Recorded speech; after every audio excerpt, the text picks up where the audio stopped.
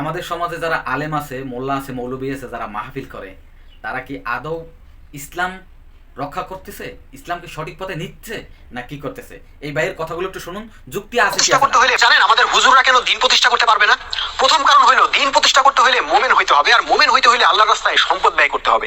কিন্তু সমস্যা হলো আমাদের অধিকাংশ হুজুরদের কাছে ইসলাম তো ব্যয়ের খাত না, ইসলাম তাদের কাছে আয়ের খাত, উপার্জনের খাত। তাইলে ওনারা মোমেন হবেন কেমনে আর দিন প্রতিষ্ঠা করবেন কেমনে? সঠিক। দ্বিতীয়ত, দিন প্রতিষ্ঠার জন্য ইস্পাতের মতো কঠিন ঐক্য লাগে, আর ঐক্য প্রতিষ্ঠার জন্য সহনশীলতা লাগে, উদারতা লাগে।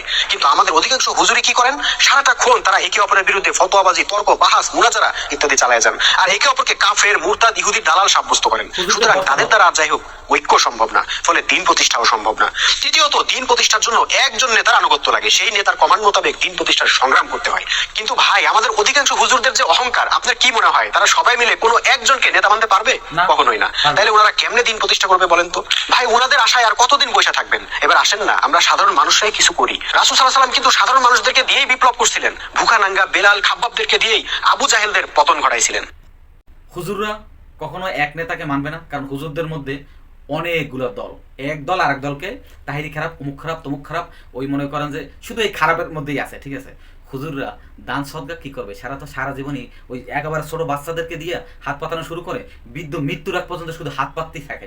সে যে একজন আরেকজনকে শুধু এই তালিমি দিয়ে যে হাত পাতা, তাহলে তারা দান করবে কিভাবে? তারা তো দান নেয়, ঠিক আছে। তারাই আবার যদি বলে আমরা দিন প্রতিষ্ঠিত করব, তাহলে কেমন হয়? এই বাইরের কথাগুলো যুক্তি আছে কিনা জানি না, আমার কাছে কথাগুলো যুক্তিসঙ্গত সঙ্গত মনে হচ্ছে। আপনারা আবার আমাকে কেউ বিরূপ মন্তব্য নিয়ে আবার বলবেন না যে আবার হুজুরদের পিছিয়ে লাগবে। আসলে কি সবাই তো আর এক না, কিছু ভালো আছে, খারাপ আছে, খারাপের সংখ্যাটা বেড়ে গেছে, যার কারণে আমাদের দেশের পরিস্থিতি খারাপ।